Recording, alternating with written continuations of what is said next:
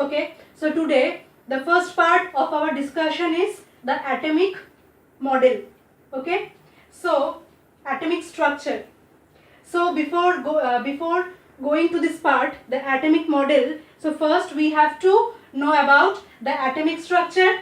So for that purpose, just recall your memories that what you have learned in your previous class.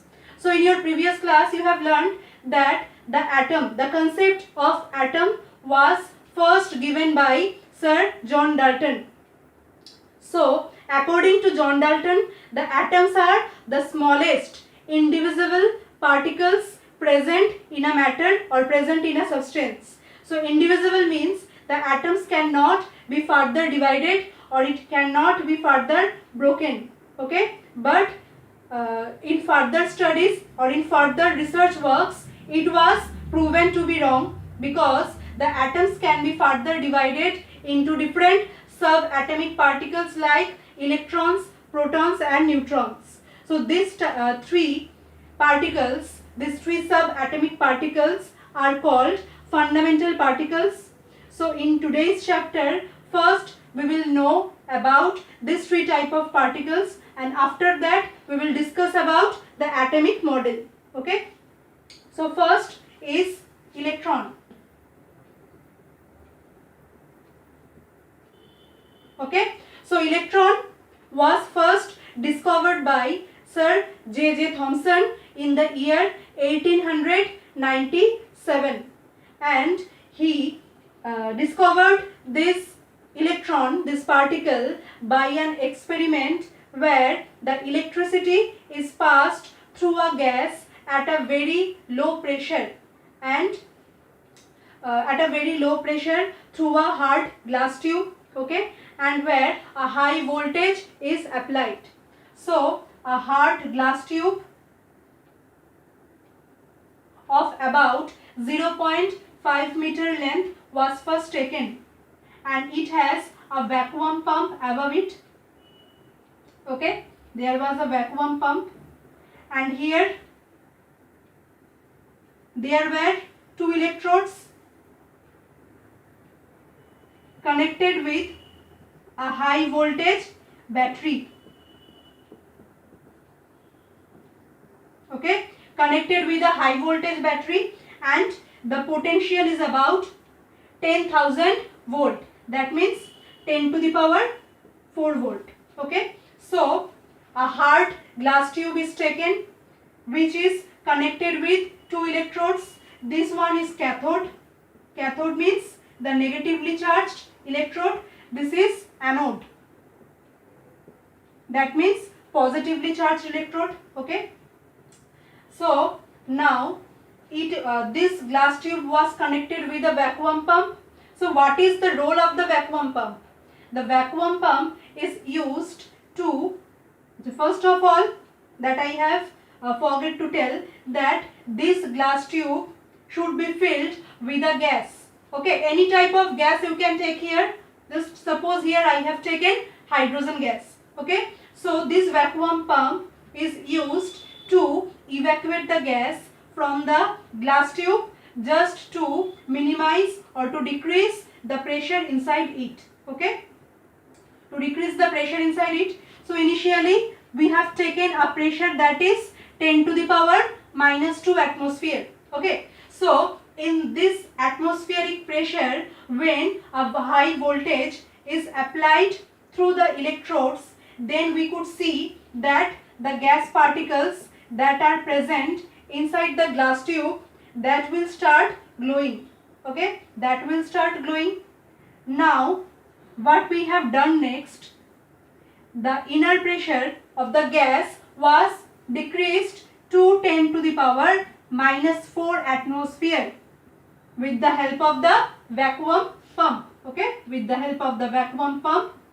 So now what will be the observation? What will be the observation in the second case when the pressure is decreased to 10 to the power minus 4 atmosphere? Now we could see that this wall of the glass tube, that is just opposite to that of the cathode. Okay, this part of the glass tube, that will start glowing. So This is called fluorescence. Fluorescence means what? Fluorescence means that this part, there we can see a flash of light. Okay, flash of light could be seen. So this was the experiment. After that, Sir J.J. Thomson, he had given the explanation of this experiment. So what are the explanations? The explanation is that, so at relatively low pressure and a high voltage, when it is applied inside the glass tube, then a flow of particles or a ray of particles, it will start flowing from the cathode. Okay, that will start coming out from the cathode, and as it is coming out from the cathode, so this is called cathode ray. Okay, this is called cathode ray.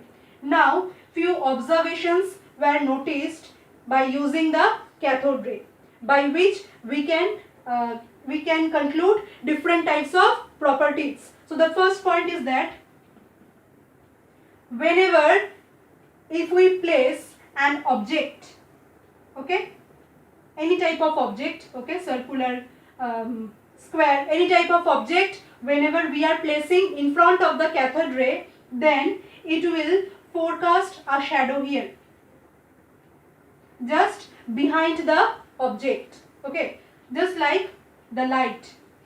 Whenever we place any object in front of the light rays, then we can see a shadow. We can see a shadow of the object just behind the object. So here also we can see the same result. So this is why, this is because the cathode ray move in a straight line just like the light. So the first point, the first property of cathode ray is that it moves in a straight line. Okay, now the next point. So if you place a wheel, if you place a wheel having paddle, okay, suppose this is a wheel. Okay, so if you have placed a wheel in front of the cathode ray, so after few moments you can see there will be a rotation. There will be a rotation, okay, in the paddles of the wheel. These paddles should be lightweight. Okay, so that means that whenever the cathode ray is coming towards the wheel, as it contains matter particles, as it contains particles which have mass, so whenever it is hitting the paddle of the wheel, so due to the collision, due to the striking force, it will start rotating. Okay, a very we could see the rotation, but in a very lower speed. Okay, so that means the second point is that the cathode rays consist material particles which have a mass but very low. The first point was that cathode rays move in a straight line. Third point is that now we want to determine that whether these cathode rays are charged or neutral. For this purpose, if we place two electrical plates here,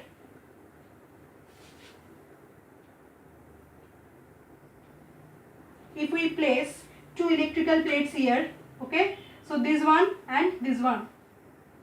Suppose this is positively charged plate and this one is negatively charged plate.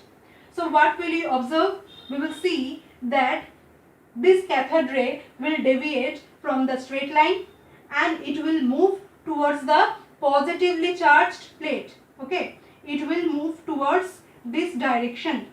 Okay, so what we can conclude from here? Yes, we can conclude from here that obviously these particles that are present in the cathode rays are negatively charged. As we know that opposite charges attract each other. So these are negatively charged and that's why they are moving towards the positively charged plate. Okay, if these were positively charged, then they should move in this direction, but they are not doing that. So that means these are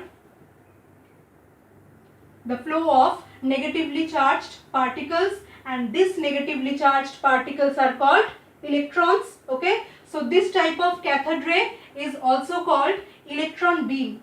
Okay, because these are the flow of electrons, so these are also called electron beam. Okay, so these three are the vital properties. Okay, many more properties are there that you can follow in your notes. Okay, now the next one, that is, after that we have to know about the charge, the mass of the electron. That what is the charge of electron? So first is that charge of electron. Okay, the charge is denoted by the symbol E. So first of all, as electron is negatively charged, so the charge will be minus, in SI unit the charge will be minus 1.6 into 10 to the power minus 19 coulomb. Okay, and in CGS unit it will be minus 4.8 into 10 to the power minus 10 to the power minus 10 electrostatic unit, ESU. Okay, so these are the charge, and the charge of electrons was first determined by scientist Millikan by his oil drop experiment. Okay, next, mass denoted by small m. The mass of electron is 9.11 into 10 to the power minus 31 kilogram. Okay, now the mass was determined by Thomson. Okay, J.J. Thomson.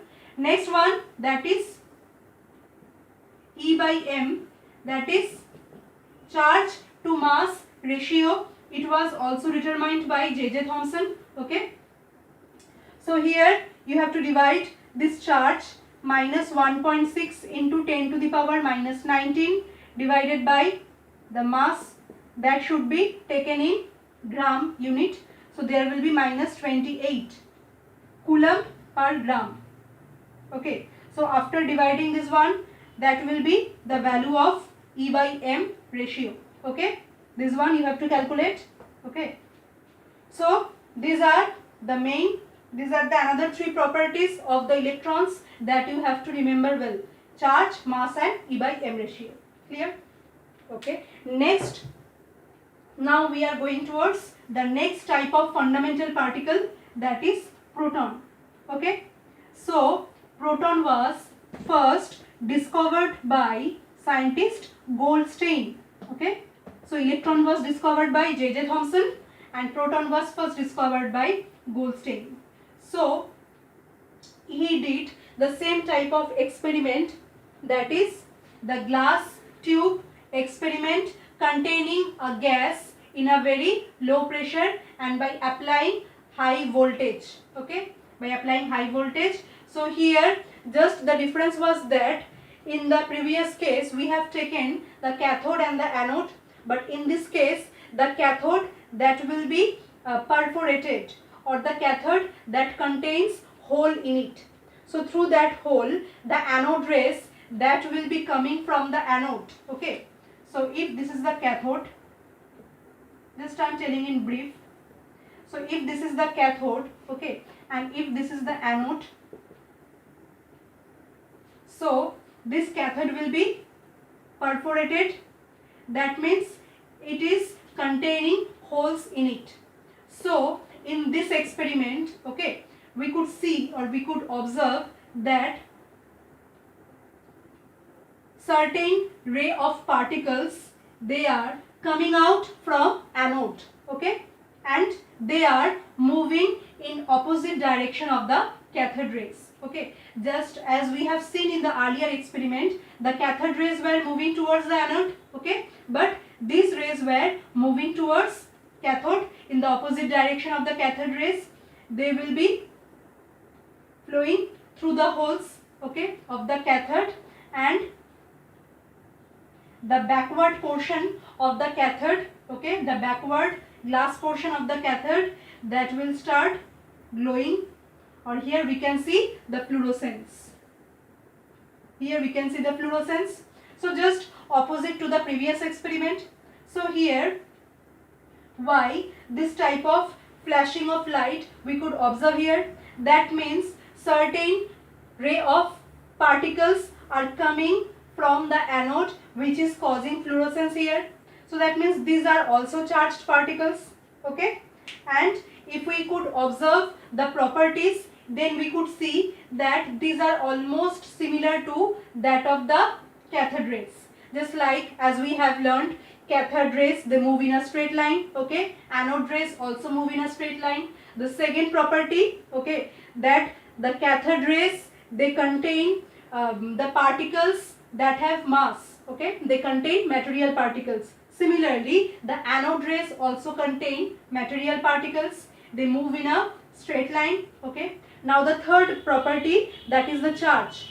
So in that case, if we consider the charge here by applying the electric field or by applying the magnetic field, so we could observe here the anode rays behave in the manner so that we could conclude that these are positively charged. Okay, so that means if we could apply two electric plates here, one is positive, another one is negative, then the cathode rays will move towards the negatively charged plate. That means these contain particles which are positively charged, and these positively charged particles are called protons. Okay, so the other properties are just quite similar to the cathode rays. So for other properties you have to follow the notes. Okay, so these are the important things. Now the next part is that again the charge and the mass of protons.